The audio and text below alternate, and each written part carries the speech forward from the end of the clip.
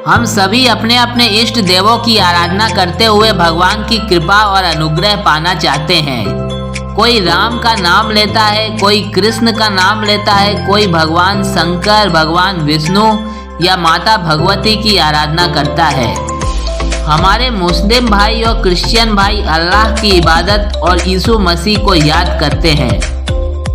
चाहे किसी भी भगवान की हम पूजा करें, पर सबका लक्ष्य एक ही होता है, भगवत कृपा प्राप्त करना। पर अक्सर ऐसा देखा जाता है कि हम सब कहते हैं कि हमने तो भगवान की पूजा बड़े तन्मयता के साथ की, परंतु हमें उसका फल प्राप्त नहीं हो रहा है। भगवत कृपा और भगवत दर्शन प्राप्त नहीं हो रहा है, परंतु हम यह नहीं सोचते हैं कि कमियां कहाँ रह गई हैं। हम भगवान की आराधना तो जरूर कर रहे हैं, परंतु कुछ ऐसी आदतें हम में हैं जो हमारे भगवत कृपा प्राप्ति में बाधा बन रही है। तो आइए दोस्तों, आज हम बात करते हैं उस पहली आदत या बाधा की जो हमें भगवत कृपा प्राप्ति से रोकती है। हमारे सनातन धर्म और वेदों के अनुसार मदिरापान, धूम्रपान, तंबाकू, गुटखा या नशे का प्रयोग करना हमारे सनातन धर्म में सबसे बड़ा पाप है। ये महापाप की संज्ञा में आता है। शराब पीना लोग समझते हैं कि ऐसे ही है, यानी जैसा पानी पी लो, परंतु हमारे धर्म के अनुसार गौ हत्या से बड़ा पाप है शराब पीना। मदिरापान के बारे में तो यहाँ तक कहा गया है कि जिस बर्तन में शराब रखी रहती है, उस बर्तन को यदि गंगा में बहा दो और बहुत वर्षों तक गंगा में पड़ा रहे तो भी वह पात्र शुद्ध नहीं माना जाता। मदिरापान और नशे के कारण ही मनुष्य की बुद्धि दूषित होती है, सत्कर्म नष्ट हो जाता है और जीव की पाप में प्रवृत्ति बढ़ने लगती है और फिर धीरे धीरे वह पतन की ओर अग्रसर होता है। फिर अगर मनुष्य भगवान की पूजा खूब करता है परंतु साथ में मदिरापान या नशे का सेवन करता है, तो भगवान की पूजा का फल उसे प्राप्त नहीं होता है और वह भगवत कृपा से वंचित रह जाता है। उल्टे उसके कदम पतन की ओर अग्रसर हो जाते हैं और फिर मनुष्य भगवान से शिकायत करता है कि मैं आपकी इतनी पूजा कर रहा हूँ, पर आप हैं कि मुझ में कृपा नहीं कर रहे हैं, मेरी मनोकामनाएं पूरी ही नहीं कर रहे हैं। राजा परीक्षित की कथा के अनुसार जब भगवान श्री कृष्ण गोलोक को प्रस्थान कर चुके थे, तब कलियुग सर्वप्रथम राजा परीक्षित के पास आया था अपने लिए रहने का स्थान मांगने। तब राजा परीक्षित ने जो पहला स्थान कलियुग के रहने के लिए दिया था वो था मदिरालय, अर्थात ऐसे स्थान जहां पर मदिरा का सेवन होता है। वहां कलियुग का वास होता है और कलियुग के प्रभाव से मनुष्य की बुद्धि भ्रष्ट हो जाती है और मनुष्य का आचरण उसे पतन की ओर ले जाता है और भगवान से दूर कर देता है। फिर हम कहते हैं कि मेरे हर काम बिगड़े जा रहे हैं, सफलता के पास आकर भी किसी काम में सफलता नहीं मिल रही है, सभी काम अधूरे पड़े हैं और कार्य पूरे नहीं हो रहे हैं, भगवान की कृपा प्राप्त नहीं हो रही है, मेरा तो भाग्य ही खराब है। फिर हम बड़े बड़े ज्योतिषियों, पंडितों के चक्कर काटते फिरते हैं और कोई ऐसा उपाय बताएं जिससे हमारे ग्रह नक्षत्र ठीक हो जाएं। पर हम इतनी छोटी सी बात नहीं समझते हैं कि हमारे जीवन की सारी बाधाएं इस एक नशे की आदत के कारण है जो हमें भगवत कृपा प्राप्त करने से रोक रही है, हमें पतन की ओर ले जा रही है।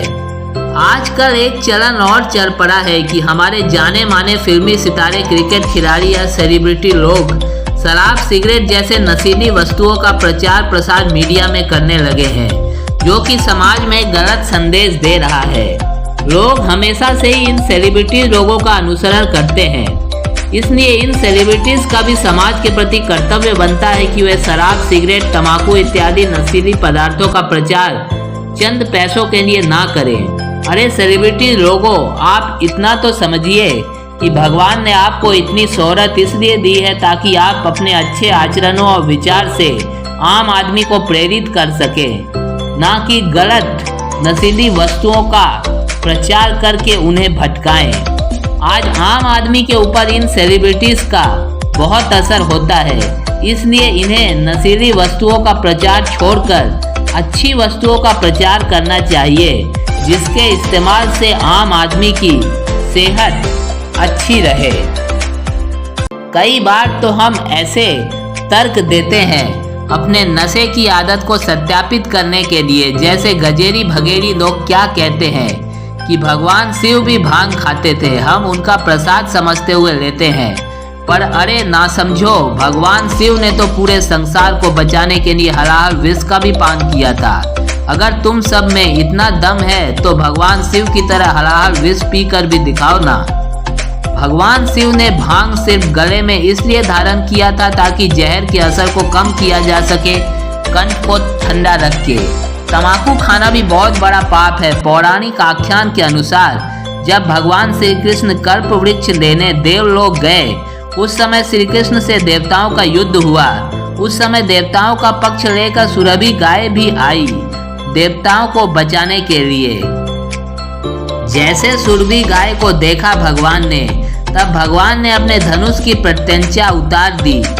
बोले, गाय के सामने हम हथियार नहीं उठा सकते। गरुड़ जी को बहुत गुस्सा आया कि भगवान तो गाय और ब्राह्मण की रक्षा के लिए अवतार लेते हैं और ये सुरभि गैया भगवान के विरुद्ध जाकर खड़ी हो गई है। ये गैया भागे तब देवता भागे यहाँ से।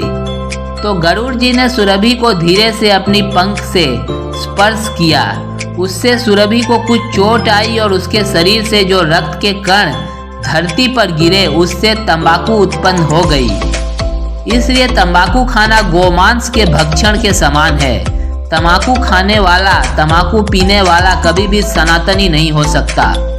भगवान ने हमें मनुष्य शरीर दिया है और मुख दिया है भगवत प्राप्ति के लिए, उनके नाम स्मरण के लिए, परंतु हम उसी मुख से मदिरा, तंबाकू, सिगरेट जैसे निकृष्ट चीजों का भक्षण कर रहे हैं। तो अगर कोई भी इन चीजों का भक्षण करता हो तो तत्काल प्रभाव से छोड़ दो, अन्यथा भगवत प्राप्ति तो दूर की बात है, अगले जन्म में कहीं शुकर योनि में जन्म न लेना पड़े। बहुत से लोग, खासकर त्यागी तपस्वी लोग कहते हैं कि एक चिलम का कस लगाओ, सीधे ध्यान भगवान में लग जाता है, भक्ति की लौ लग जाती है।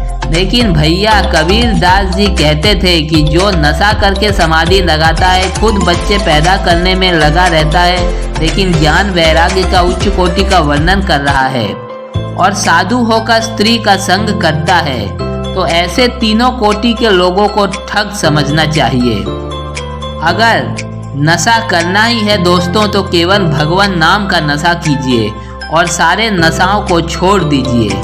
भगवान के चरित्र का श्रवण और वर्णन कीजिए। केवल नशा हो तो भक्ति का हो, बाकी सारे नशाओं का त्याग कर दीजिए। ये सब तो हुई आध्यात्मिकता की बातें, परंतु नशे का प्रभाव हमारे सामाजिक जीवन और चरित्र पर भी पड़ता है। नशा किया हुआ व्यक्ति बेवजह सबके साथ कलह करने लग जाता है। उसके सोचने समझने की शक्ति धीरे धीरे क्षीण होने लगती है। भले बुरे का फर्क उसे नजर आना बंद हो जाता है। कोई भी निर्णय लेने की क्षमता उसकी धीरे धीरे खत्म होने लगती है। नशे से व्यक्ति को ऐसी झूठी हिम्मत मिलने लगती है जिससे वाद विवाद होने पर वह किसी अन्य व्यक्ति की हत्या भी कर सकता है। 80 से 90% यह देखा गया है कि हत्या या बलात्कार जैसे जघन्य अपराध के मामले में ऐसा व्यक्ति होता है जिसने नशा किया होता है। यहाँ तक कि नशा करने से धीरे धीरे हमारा शरीर अंदर से खोखला होता रहता है और आगे चलकर हमारे शरीर के सारे अंग निष्क्रिय होने लगते हैं और कार्य करना बंद कर देते हैं और हमारी मृत्यु हो जाती है। नशे की आदत के कारण हमारे सामाजिक जीवन के साथ साथ आर्थिक परिस्थिति भी बिगड़ जाती है। जब नशा करने के लिए मनुष्य के पास पैसे नहीं होते तो धीरे धीरे उसे चोरी की आदतें भी लग जाती हैं। तो इस प्रकार नशे की आदत मनुष्य को हत्यारा, बलात्कारी और चोर भी बना देती है। जब नशे का इतना प्रभाव बुरा होता है हम पर, तो हमारी आध्यात्मिक, सामाजिक और आर्थिक जीवन पूरी तरीके से नेस्तनाबूद हो जाता है। तो फिर ऐसा नशा करने से क्या फायदा, क्या लाभ? तो फिर ऐसा नशा मत कीजिए। नशा करना ही है तो अच्छे कर्म करने का नशा, भगवान का नाम और चरित्र स्मरण का नशा कीजिए और भगवत कृपा पाने की ओर अग्रसर होइए। तो दोस्तों, आज से मेरे साथ एक प्रण लें कि हम स्वयं भी नशा मुक्त रहेंगे और दूसरों को नशा मुक्त रहने के लिए प्रेरित करेंगे, जिससे नशा मुक्त भारत वर्ष का निर्माण का सपना पूरा हो सके। जय श्री राम, जय भारत।